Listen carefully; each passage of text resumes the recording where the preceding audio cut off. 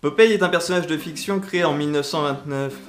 Il s'agit d'un marin brut et susceptible, mais généreux et loyal. Doué d'une force extraordinaire, il est devenu l'un des personnages emblématiques de la culture populaire américaine suite aux adaptations en dessin animé à partir de 1933. Et tout ce que je vous dis là, ça n'a aucun rapport avec le sujet du jour. Non, nous on va plutôt parler de...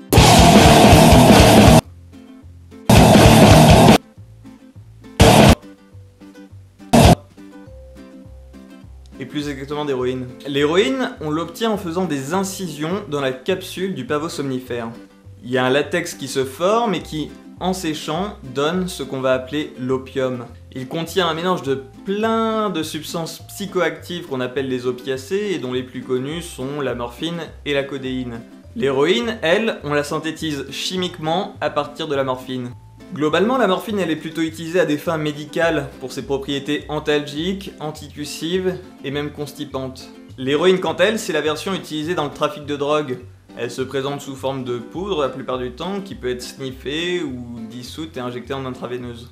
L'effet recherché, c'est une sensation de bien-être global, qui se traduit par des phénomènes de relaxation, d'euphorie et d'évasion face au monde réel. Sauf qu'en contrepartie, il y a aussi des effets indésirables, du type dépression respiratoire.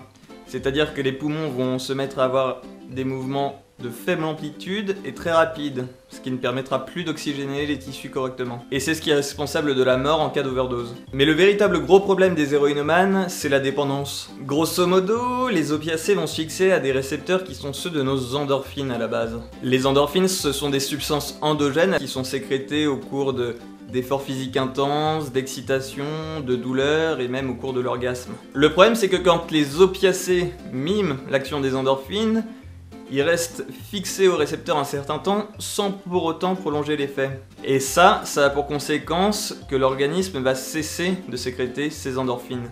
C'est ce qu'on appelle un rétrocontrôle négatif. Quand l'organisme constate que quelque chose est en trop grande quantité, il va aller inhiber la cause pour rétablir une valeur normale. Et donc ce manque d'endorphines va avoir des conséquences plutôt désagréables sur le corps. Douleur, anxiété et même insomnie. Et quand ça se manifeste, il n'y a que deux possibilités. Soit on encaisse gentiment jusqu'à ce que les opiacés soient éliminés et que les endorphines reprennent leur place, soit on reprend de l'héroïne.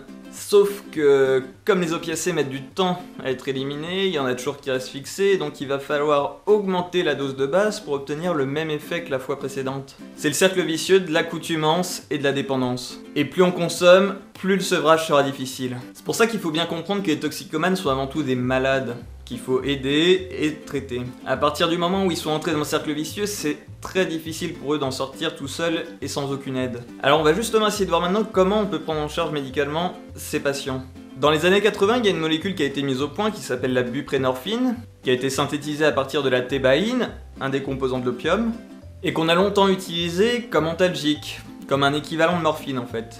Et on s'est rendu compte qu'à forte dose, elle présentait des propriétés très intéressantes dans l'éventualité d'un traitement substitutif à l'héroïne.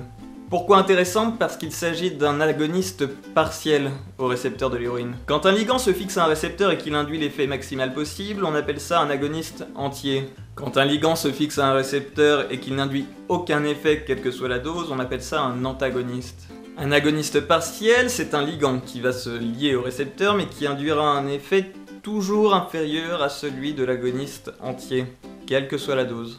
Et ça c'est plutôt cool puisque ça pourrait permettre justement d'éviter les risques d'overdose et donc de décès. La buprénorphine a donc eu l'autorisation de mise sur le marché en 1995 pour la nouvelle indication suivante, traitement substitutif des pharmacodépendances majeures aux opiacés, le Subutex est né. Il s'agit d'un médicament stupéfiant pris en charge à 65% par l'assurance maladie et qui est soumis à des règles de prescription très strictes afin d'éviter tous les problèmes liés au trafic et aux abus. Et la prise en charge des patients se fait sur le long terme. Il va falloir dans un premier temps stabiliser les posologies, c'est-à-dire que le patient ait une dose quotidienne qui soit toujours la même pendant un certain temps, et ensuite on va réduire progressivement jusqu'au sevrage total. Et ça peut prendre des années. Mais quitte à soigner ces gens, autant essayer de limiter le risque infectieux qui est lié aux injections intraveineuses. Vous savez, toutes les saloperies qu'on peut choper, comme le VIH, le virus de l'hépatite C ou le virus de l'hépatite B.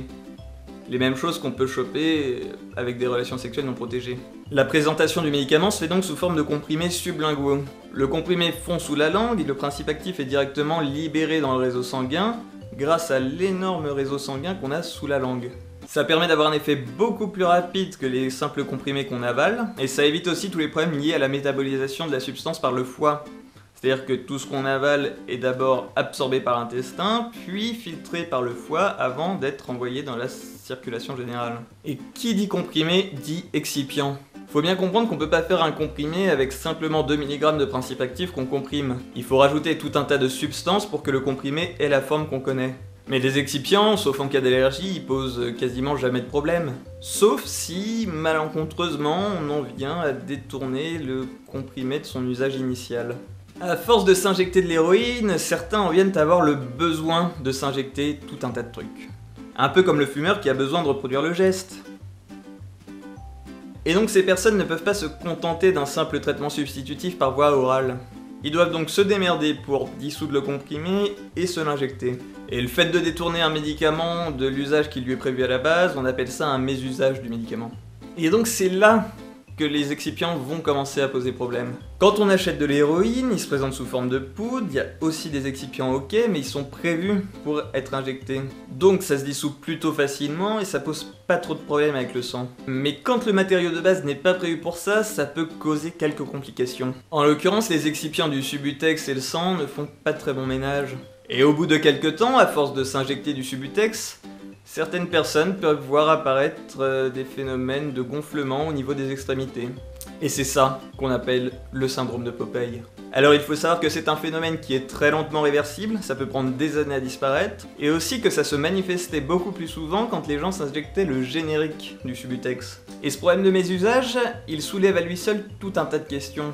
Est-ce qu'il faut vraiment forcer les gens à prendre le générique du Subutex pour des raisons économiques, en sachant que s'ils se l'injectent, il y a un risque de complications beaucoup plus grand? Est-ce qu'il faudrait essayer de convaincre les fabricants de génériques à modifier leurs excipients? Et surtout, est-ce qu'il faut admettre ce mésusage comme inscrit dans le marbre de la politique de substitution aux opiacés? Et est-ce que du coup, il faudrait pas plutôt mettre au point une substitution par voie intraveineuse?